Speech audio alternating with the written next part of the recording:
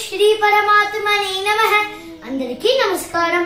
ఈ రోజు శ్రీమద్ భగవద్గీతలోని ద్వితీయ అధ్యాయమైన సాంఖ్య యోగంలోని 45వ శ్లోకము త్రైగుణ్య విషయ వేద నిస్త్రైగుణ్యో భవార్జున నిర్ద్వంద్వో నిత్య సత్వస్థో నిర్యోగ క్షేమ ఆత్మవాన్.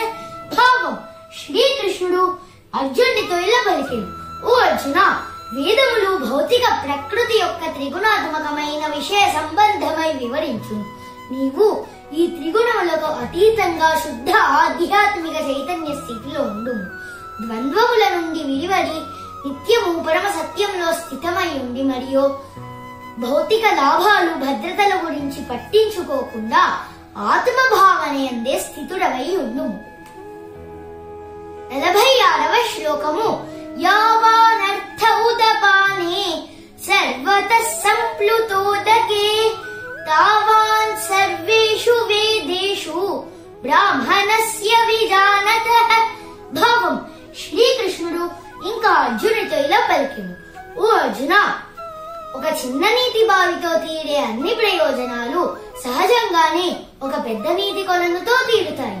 అదే ప్రకారంగా నిత్యము పరమ సత్యాన్ని ఎరిగి భగవత్ ప్రాప్తి నుండిన వ్యక్తి అన్ని వేదముల లక్ష్యాన్ని నెరవేర్చినట్లే.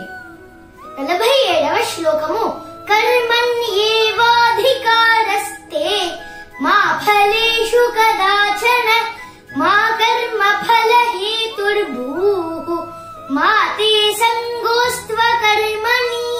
భావం: శ్రీకృష్ణుడు ఇంకా అర్జునుడితో ఇలా పలికెను, ఓ అర్జున, శాస్త్ర విహిత కర్తవ్య కర్మను ఆచరించుటందే నీకు అధికారము కలదు, కాని ఆ కర్మఫలములపైన నీకు హక్కు లేదు. నీవే కర్మఫలములకు హేతువు అని ఎప్పుడు అనుకోకు, మరియు చెయ్యవలసిన కర్మను మానుటలో ఆసక్తి ఉండరాదు. ఓం శ్రీ పరమాత్మనే నమః.